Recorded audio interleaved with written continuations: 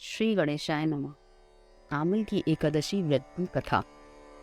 मधानता बोले कि हे वशिष्ठ जी, यदि आप मुझ पर कृपा करें तो किसी ऐसे व्रत की कथा कहिए जिससे मेरा कल्याण हो। महर्षि वशिष्ठ जी बोले कि हे राजन, सब व्रतों में उत्तम और अंत में मोक्ष देने वाली आमल की एकादशी के व्रत का मैं वर्णन करता हूँ। यह एकादशी फाल्गुन माह के शुक्ल पक्ष में होती है। इस व्रत के करने से समस्त पाप नष्ट हो जाते हैं। इस व्रत का फल 1000 गौदान के फल के बराबर होता है। अब मैं आपसे एक पौराणिक कथा कहता हूँ, आप ध्यानपूर्वक सुनिए।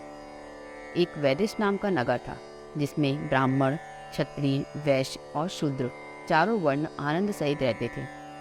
उस नगर में सदैव वेद ध्वनि गूंजा करती थी तथा पापी, दुराचारी तथा नास्तिक उस नगर में कोई नहीं था। उस नगर में चैत्रथ नाम का चंद्रवंशी राजा राज्य करता था। वह अत्यंत विद्वान और धर्मी था। उस नगर में कोई भी व्यक्ति दरिद्र व कंजूस नहीं था। सभी नगरवासी विष्णु भक्त थे और आबाल वृद्ध स्त्री पुरुष एकादशी का व्रत किया करते थे।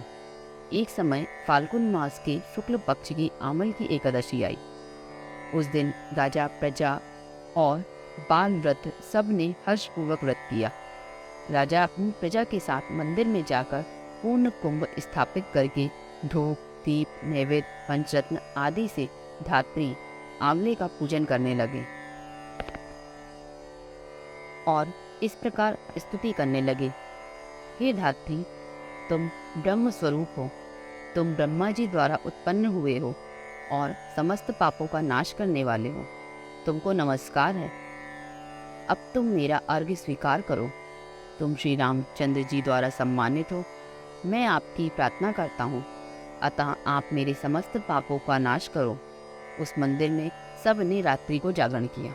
रात के समय वहाँ एक बहेलिया आया जो अत्यंत पापी और दुराचारी था।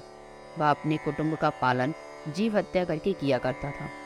भूख और प्यास से अत्यंत व्याकुल वह बहेलिया इस जागरण को देखने के लिए मंदिर के एक कोने में बैठ गया और विष्णु भगवान तथा महादशी महामात्म्य की कथा सुनने लगा। इस प्रकार अन्य मनुष्यों की भांति उसने भी सारी रात जागकर बिता दी। प्रातःकाल होते ही सब लोग अपने घर चले गए तो बहेलिया भी अपने घर चला गया। घर जाकर उसने भोजन किया। कुछ समय बीतने के पश्चात उस बहेलिये की मृत्यु हो गई। मगर उस आमल की एकादशी के व्रत तथा जागरण से उसने राजा विदुरथ के घर जन्म लिया और उसका नाम वसुरथ रखा गया। युवा होने पर वह चतुरंगिनी सेना के सहित तथा धन्य धान्य से युक्त होकर 10,000 ग्रामों का पालन करने लगा।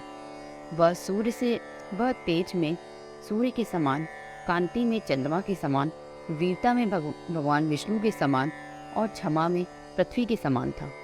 वह अत्यंत धार्मिक, सत्यवादी, कर्मवीर और विष्णु भक्त था। वह प्रजा का समान भाव से पालन करता था। दान देना उसका नित्य कर्तव्य था। एक दिन राजा शिकार खेलने के लिए गया।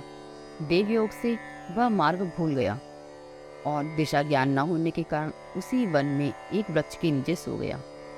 थोड़ी देर बाद पहाड़ी म्लेच्छ वहां आ गए और राजा को अकेला देखकर मारो मारो शब्द कहते हुए राजा की ओर दौड़े। म्लेच्छ कहने लगे कि इसी दुष्ट राजा ने हमारे माता पिता, पुत्र पौत्र आदि अनेक संबंधियों को मारा है तथा देश से निकाल दिया है, अतः इसको अवश्य मारना चाहिए। ऐसा कहकर वे म्लेच्छ उस राजा को मारने दौड़े और अनेक प्रकार के अस्त्र शस्त्र उसके ऊपर फेंके।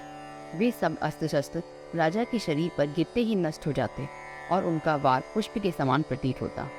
अब उन म्लेच्छों के अस्त्र शस्त्र उल्टा उन्हीं पर प्रहार करने लगे, जिससे वे मूर्छित होकर गिरने लगे। उसी समय राजा के शरीर से एक दिव्य स्त्री उत्पन्न हुई। वह स्त्री अत्यंत सुंदर होते हुए भी उसकी भ्रुकुटी टेढ़ी थी। उसकी आंखों से लाल लाल अग्नि निकल रही थी, जिससे वह दूसरे काल के समान प्रतीत होती थी।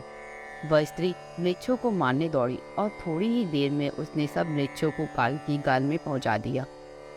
जब राजा सोकर उठा तो उसने म्लेच्छों को मरा हुआ देखकर कहा कि इन शत्रुओं को किसने मारा है? इस वन में मेरा कौन हितैषी रहता है? वह ऐसा विचार कर ही रहा था कि आकाशवाणी हुई, हे राजा, इस संसार में विष्णु भगवान के अतिरिक्त कौन तेरी सहायता कर सकता है? इस आकाशवाणी को सुनकर राजा अपने राज्य में आ गया और सुखपूर्वक राज्य करने लगा। महर्षि वशिष्ठ जी बोले कि हे राजन, यह अमल की एकादशी के व्रत के प्रभाव था।